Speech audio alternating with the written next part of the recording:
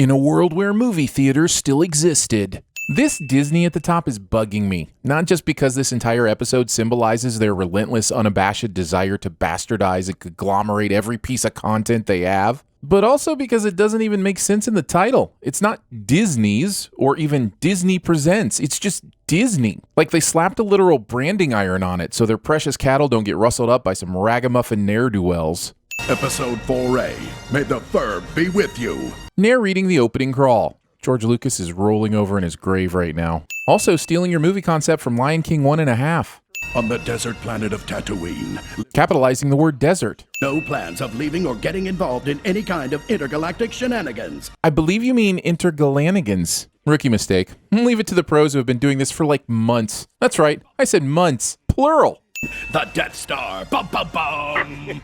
Sounds creepy when you say it. Like it. Don't encourage the narrator. Bum Bum Bum wasn't written and therefore should not have been narrated. Never give the narrator improv powers. Never. Narrator then accidentally reads parenthetical that says, do something funny. Oh, that's clever. Very meta. Oh, wait. Am I supposed to do something here? Guys, what do you mean by the word funny? TK582, I'm going to need you to run these numbers again. I took a third out of the budget already. Show has the good sense to include Jamie Hyneman and Adam Savage's voices, but not the sense enough to squeeze in a Sithbusters joke. I mean, you laugh, but 2 years later, this was literally the entire plot of Rogue One. Also, touching the back of the CD with your bare hands. Paws? It's work-related. A conversation that every Sins writer eventually has with friends and family somehow makes it into the show. Also, who would swim in that thing? You're just asking for all sorts of rusting and chafing and material getting caught in your pool filter. Convenient gravity is convenient. This level of dewback training and womp rat habitating basically makes Phineas the Tiger King of Tatooine, and I am not okay with that. Rap breaks and kids songs. This song is basically the distillment of nostalgia porn into a 3-minute main line of listing Star Wars references. Strike that, this whole episode is that kind of nostalgia porn. Look, I'm not saying it's not working, but you know what else works? Heroin. Ferb's below-the-nose strategy with this helmet is completely unsafe. I bet he's a below-the-nose mask person, too. How hard is it to wear stuff properly? But we're so happy we tend to overstate this theme. Overstating your theme and thinking that admitting it makes it all better. In fact, I may have never even seen this if you hadn't mentioned it. You played yourself, PNF. You played yourself. Curse this show for making me wonder where this creature's bantha hole is located and whether or not Ferb and Finn complicated its pooping habits. Check this out. That one neighbor that just can't help but show off all their fancy shit. Nobody asked to see your Jaguar, Carl. Just park it in the garage and stroke your ego in private. If there's a better representation of how ridiculous Candace's neck proportions are than seeing her in a stormtrooper's outfit, I have not seen it. Someone get this girl a neck brace, because she's a stiff breeze away from complete spinal detachment. Ooh, by chance was this droid distributing socks of any kind? Man, Unkar Plunt must have really let himself go since his days as a stormtrooper CO. This random coffee ad would be hilarious if they actually did something with it. I was expecting some Rick and Morty style interdimensional cable non sequiturness, but instead it's just a quick name jingle. You couldn't even include a tagline like, Force Brewed, for when you wanted a bit on the dark side. Technically, we will not be drifting. More like violent ejection. Baljeet would be a trooper at TVSins. I'm not gonna lie, the Death Star flag is uncomfortably similar to the Greendale Community College flag, and now I can never unsee it. It just needs May the Orifice Be With You printed on it somewhere and we're all set. I can only go so long without giving the show its proper due for the consistent wit that brings us things like tall, Darth, and handsome. That's the good stuff right there. Although, shouldn't there be commas in that store name? Teach the Sarlacc to brush his teeth, and giving a bantha a shower. Seems like a waste of water to me. You know, possibly a big deal considering you're on a desert planet.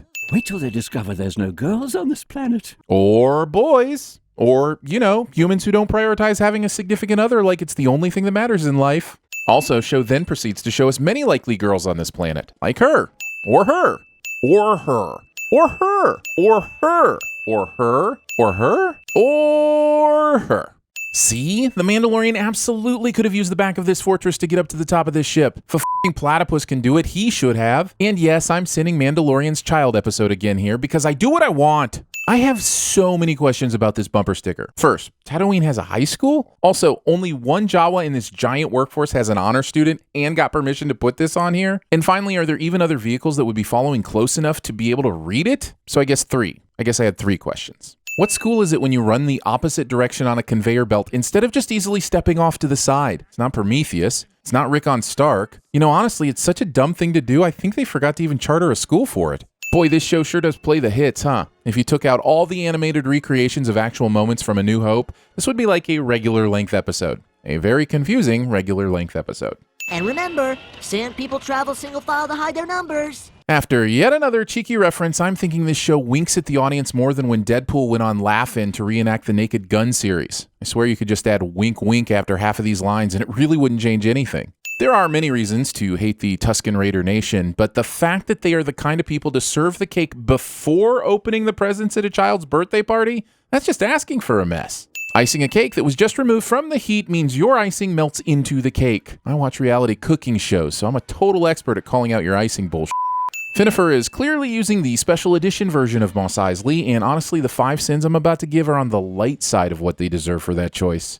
This text reads, "You got a joke no one else did," in Arobesh. And not to get too philosophical on you, but if no one else gets a joke, is it truly a joke to begin with? I'd have the answer, but I'm too busy not hearing trees falling in woods.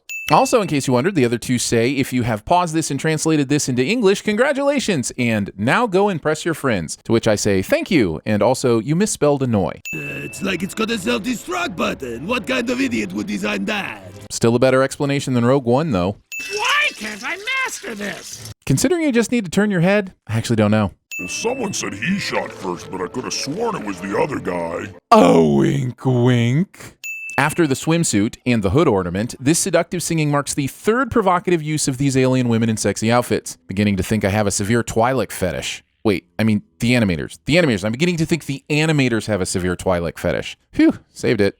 My ship, the Centennial Chihuahua, was on pace to finish the Kessel Run in 11 parsecs. Once again, a parsec is a distance, not a measure of time. But at least they won't try to shoehorn some crazy retcon story about skirting a black hole cluster into a movie 4 decades later to explain it. Glad that'll never happen. Hitting the heavy bag without any hand protection. I know the droids don't use gloves, but that's because droids haven't been known to break their hands and pull their arms out of their sockets. I suggest a new strategy. Wear some freaking gloves. When inspiration fails you and you cannot reimagine the console of a starship, just add more gauges. More! Continuing to blink your eyes while frozen in the carbonator. The carbonite. These sexy stormtroopers are apparently wearing corsets, and this is 100% not a sin for the sexy stormtroopers, but 100% is a sin for them thinking they have to put their bodies through that torture to look sexy. You're beautiful just the way you are, sexy troopers. Serious trooper. Happy trooper. Enigmatic trooper.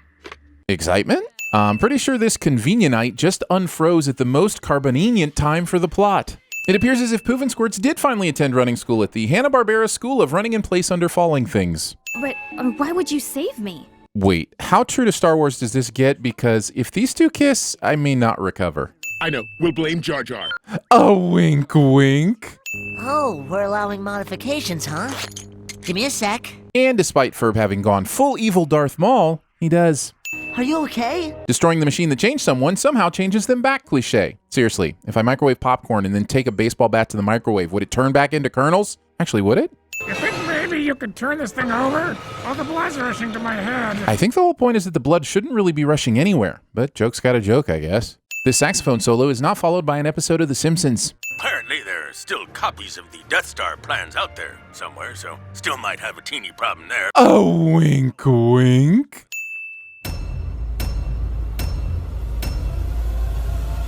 They go around the block, they come back, they go around again.